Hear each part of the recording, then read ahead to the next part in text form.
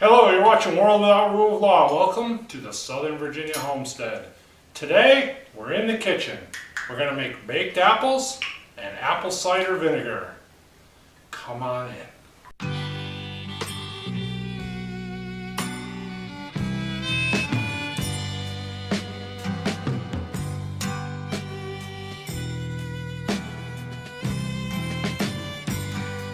Alright, so I have apples.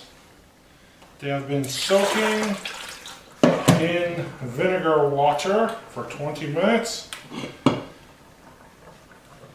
Now, not so much for the baked apples, but for the apple cider vinegar, it's important to kill all the bacteria. And so, for the baked apples, I'm peeling them anyway, so it wouldn't have really mattered. But for the apple cider vinegar, I am going to use the peels. And this is the biggest jar I had. This is what I'm going to make the vinegar in. So, I've got the crock pot for the baked apples. So we're kind of doing 2 in 1 because I got to peel the apples anyway, cut them up and put them in the crock pot. I'm going to season them. That's going to be for the baked apples. And the skins, and I'll use a few apples with them. I'll put in there to start the cider. I'll put a little, I got my Bragg's apple cider vinegar with the mother. Very important to use the one with the mother. And what I'll do is I'll put a little of that, shot of that in to help jumpstart the process, the vinegar process. So now I've got to peel 100 apples. There's really not 100 in there, but I got to peel the apples. So I'm going to put it on pause. And I'll take you back in when I'm done, because I'm sure nobody wants to watch me peel apples. All right, we're back. All the apples except for one are peeled, so I'm just going to kind of show you the process. And like I said, I didn't want to have you watch me peel a whole peck of apples. So, yesterday was Thanksgiving. We went to a friend's house from church, and they have a tradition of doing Thanksgiving breakfast. And we were invited there, and so we went, and a friend of ours, a lady that came, brought a crock pot full of baked apples. And they were delicious. So, my wife and I have been looking for a place to get apples for a while, and she told us of a stand that was up the road a few miles, and they're getting ready to close for the season because it's the end of November. And we went up there and we got a couple different things, and one of them was a peck of these Rhone apples. And so, you know, we don't want to waste anything, and we have to peel them to do the baked apples. So, here's what's left of the core after I cut the apples off for the baked apples. What I'm going to do is I'm going to cut these little pieces off like that and throw that in the cider. And then the core itself will go, I have a bag over here, and that will go in the compost. So every single part of these apples is going to be used for something. Now, so when I decided to try to make the cider, it was kind of a last minute thing last night. And so I watched a few videos trying to research it. And if you watch 5 different videos, you'll see 5 different processes for making it. One thing they all agree on was to use the mother from like a Bragg's apple cider. One gentleman who was a doctor made his cider from nothing but peels. And so to me it seems like, well, would that come out as weak, you know, and come out as strong, or would it be weaker, being that there's not a lot of meat in the apple? Some people measure the sugar according to how much apple they have. Some measure more than not measured how much sugar they used according to the water they used. So that's what I'm going to do. So what I have here is this container, I'm going to just try to tilt this up a little bit and change my angle here.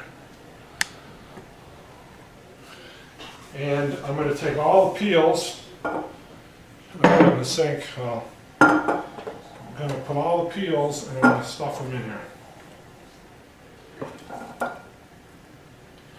Now again, these apples soaked for 20 minutes in a vinegar water solution to kill any bacteria that could be on the peels. So one thing that was a common thread in all the videos I watched about making it was, you know, the bacteria issue and how you want to try to avoid that. Keep it as sanitary as possible. So I did rinse out this jar with vinegar and water as well. And in an effort to keep things as clean as possible. So it looks like I'm going to have just the right amount here. So,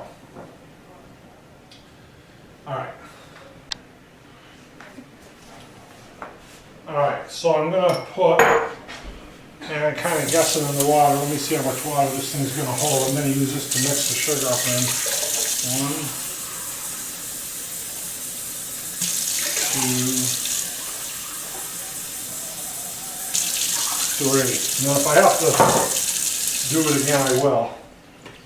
So that will be 3, actually they're called for a tablespoon, so there's 2 teaspoons to a tablespoon, right? I should have looked this up.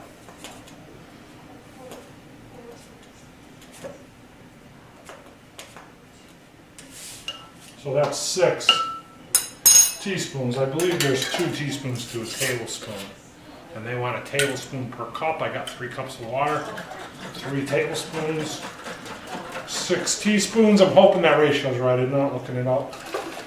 Just winging it kind of, but I know it's important, but let's see.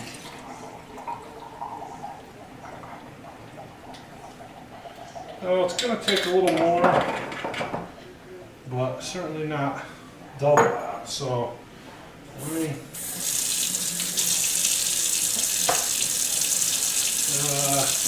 3, I'm going to do 2. So I'm going to do 4.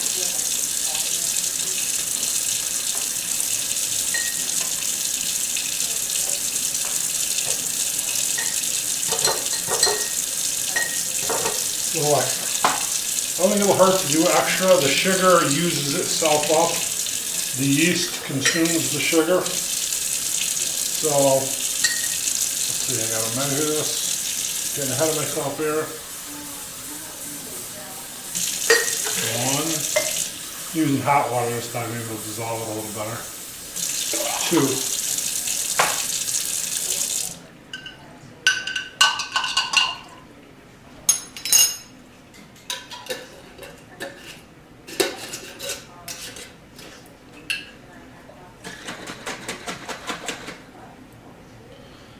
Sugar content looks light. I'm going to put a little extra sugar. As I said, the yeast will consume the sugar. And I want the vinegar to be strong, so I don't want to shorten the sugar.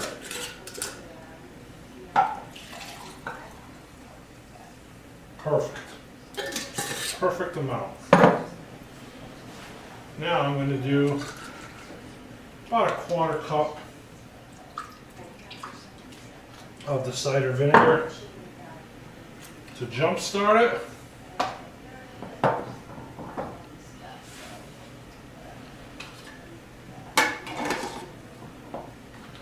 Just going to mix that in like so. And then put the cheesecloth over it.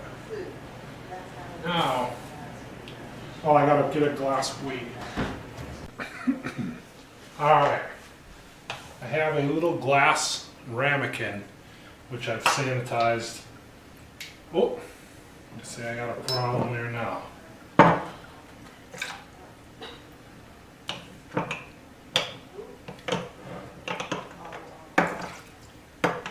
Alright, I'm just going to set that on there like that. That will hold the apple, theoretically. Try to squeeze these down as best I can. Just a little weight to hold the apple down. And put my cheesecloth on it.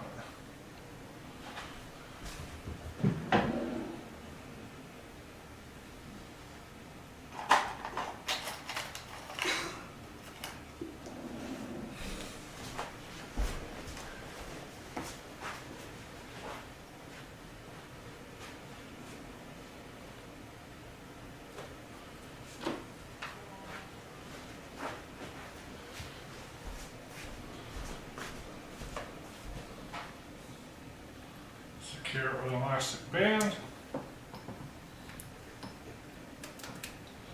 and set it on the counter. Actually, it's got to be in a dark place, so I'm going to have to find a spot for it. I'm going to set it here for now. Alright, now.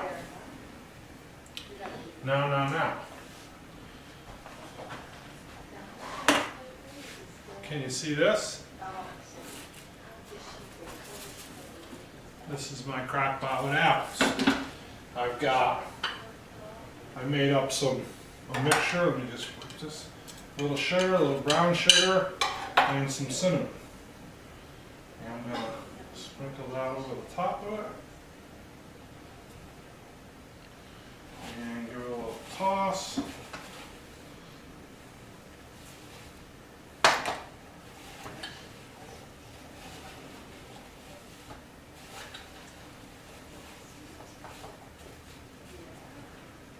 Try one.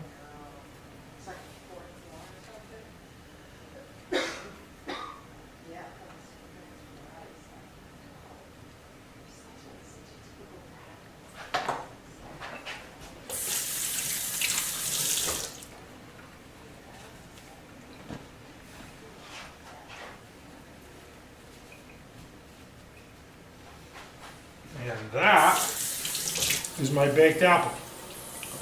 Now, here's my corners for the compost pile. The baked apple, okay, it is now 20 of 8, 10 of 8 actually. I'm getting ready to watch the Prepper X Friday night live stream. So my work here is done for the evening. I'm going to take 5 minutes to clean this mess up.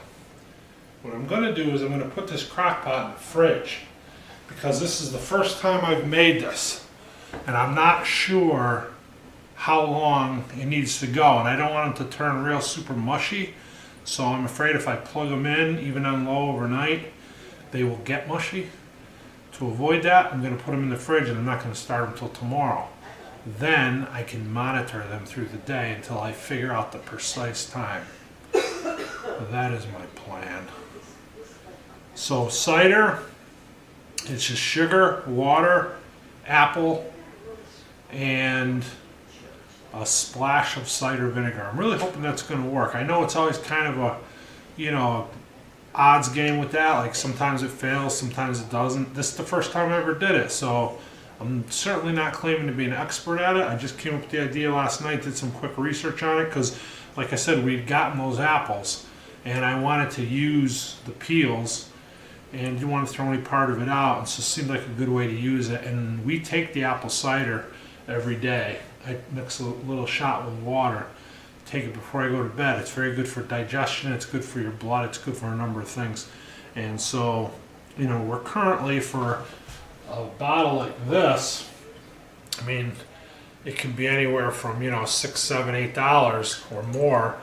We found them at Rural King for $5.98 or whatever, just under $6.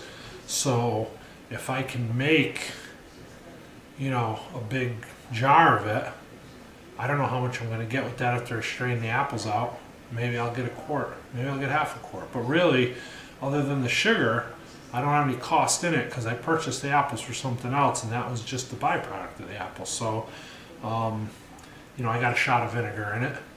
and I got the sugar. That's it. So what do I got to lose? That's how I look at it. So I will report back to you. They say it takes 3 to 4 weeks, depending. Winter may be a little slower. I'm gonna, taste it. I want it to be fairly strong, so I think the longer you leave it, the stronger it gets, from my understanding. So I will report back to you in a month or so, succeed or fail, whatever turns out. And if it fails, I'll try to figure out why. And one thing, maybe I need to dial in the sugar ratio a little better, because I did kind of just wing that. But I had an idea where I was going in the beginning, but then, I'm not sure if I did that right or not. I think they said a heaping tablespoon. So I did 2 teaspoons, make up a tablespoon, I believe. But I don't know if they were heaping. And then, I put a little extra in the end, because the way I look at it is once the process gets started, it's going to consume the sugar anyway. So in the end product, I don't believe any of that sugar makes it through the process. So it's not like I'm worrying about over sweetening it or whatever, like I am with the baked apples, because those, I like a little sweetness, but I don't want them to be too sweet. And usually when I get a recipe like that, I usually follow it loosely anyway, because cooking is more of an art than a science.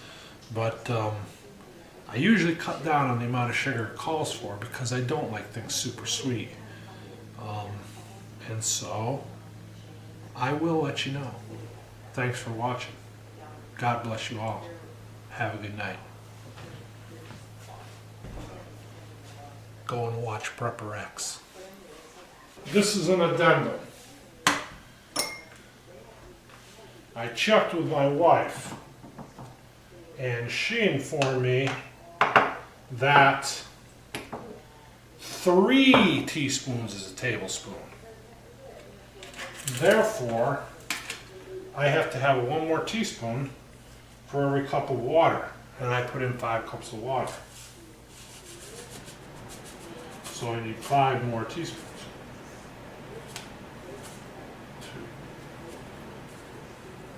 2, 3, 4, 5.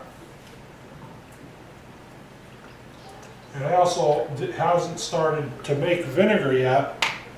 I got a metal spoon, which once I come back to stir this in a couple days, because I have to stir it every couple days, from my understanding, wood spoon only, because the metal has some chemical reaction to the vinegar. So I did use a metal spoon here, but it's not vinegar yet. So, and it probably won't be the first time I stir it, but to be on the safe side, when I do start stirring it in a couple days, I am only going to use a wooden spoon. All right. Thank you. God bless you. Good night.